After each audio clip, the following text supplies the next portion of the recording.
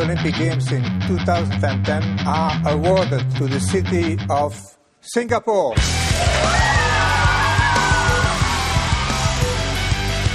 There's been some questions also by Singaporeans online about this, the bill for the YOG, $387 million, whether it's money well spent. Yes. How would you respond to that, and also how much of Well, first, this is the questions are not new. The questions are valid, but they're not new. We've answered them previously. The Niam Changmeng himself, spent some time. That was about more than a month ago, explaining the breakdown. You have carried those stories. If we need to put out more facts, we will put out more facts. But we will respond through our official channels. These are valid questions, and I think if there are other significant queries, I'm sure I will face more questions in Parliament, which I will take. How much of it would you say is like the Formula One race? It's unquantifiable to anything I think international. I think there is an element of it which is intangible, but I think we should first focus on tangible elements. Tangible elements are the infrastructure, the business opportunities to our companies, and future business potential of our companies. It's also an investment in our athletes. It's also part of making Singapore a more sporting nation, although at this point then you start saying it becomes an intangible goal. But just to give you an example, I've met several coaches in the last few days who said, swimming coaches, tennis coaches, and all said their business has suddenly boomed. They're reporting 20-30% increases in their demand for services. So the point is, as far as infrastructure, legacy, as far as business opportunities, as far as tourism, as far as spending is concerned, there are significant tangible benefits. But beyond that, it's really part of our larger game plan of repositioning Singapore. That we've gone past the stage of third world to first world city. We now want to be one of the most exciting, happening, dynamic, vibrant place that caters to all needs, to business, to live, to work and play, and that any global enterprise, any global citizen must have or visit or invest here or have some stake in this place, because this is one of the most exciting places on this planet. So if you look at it in that context,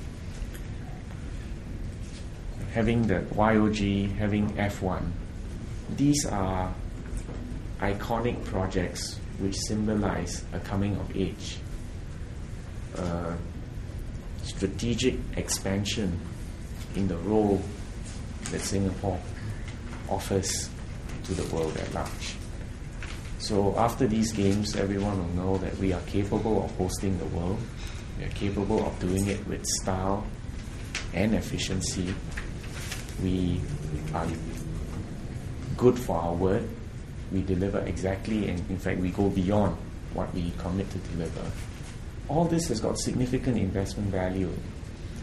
The next time URA sells a plot of land around Marina Bay, I'm sure there will be significant benefits which have arisen because these images of Marina Bay have been beamed all over the world, and people suddenly realize that, hey, there's something beautiful going on in this place called Singapore. So that's why, quite frankly, if you ask me, has this been a worthwhile exercise, and will we recoup our investment? I have no doubts we will recoup our investment. And that's really what it has to be. So both on the tangible side of the ledger as well as the intangible side of the ledger. It must be so. I mean, the Singapore government has not lost its bearings and its carefulness in the way we spend money. Don't worry about that. Would you know, Yes. in terms of tourism numbers, Yes. how many visitors Yeah. came especially for YOG? I don't know. We'll have to check with STB and check with Visa. They know how much extra money is spent. I think they reported some figures last week. No, even Visa reported some spending actual sales. figures. Yeah, we can monitor all that, but like I said, it goes beyond that. You need to understand that there's a larger strategy, and the whole Marina Bay and Kallang Basin. We are right now, I believe, the only first world city in the midst of building an entire new downtown. An entire new downtown, not just filled with offices and luxury apartments, but with sports facilities, entertainment facilities, and staging world-class events and attracting people from all over the world. So it is a rite of passage, in a sense. In a sense, every Olympic game represents a rite of passage for our country. In a smaller way, at less than 1/20th the budget of an Olympic Games.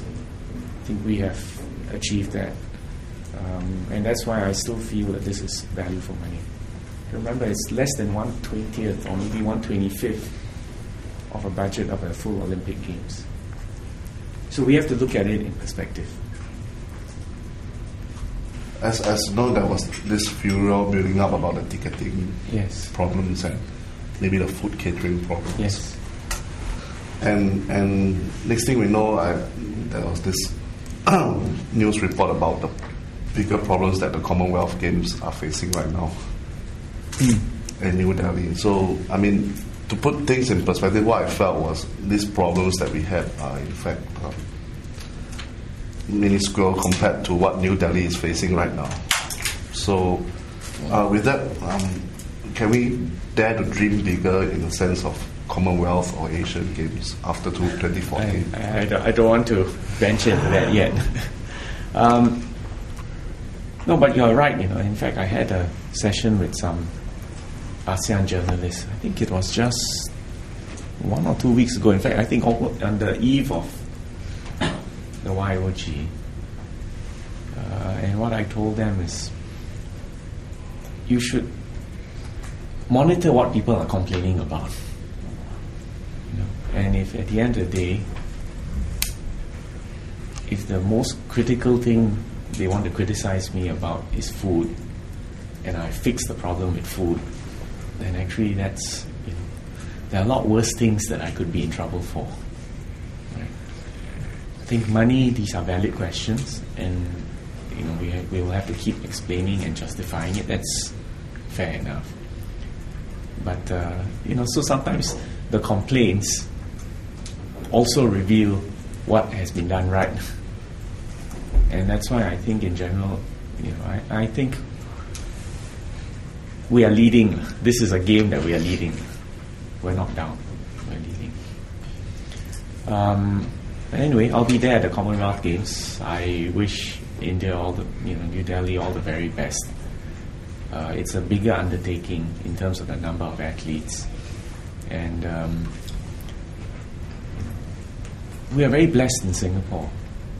We've got a government and people and companies that are able to combine together with superior teamwork and efficiency and grace and style to be able to deliver something like this. It's not us sitting around the table making these games happen. It is an entire Singapore project. So that's why, if you don't mind me saying, I'm very proud of Singapore and Singaporeans.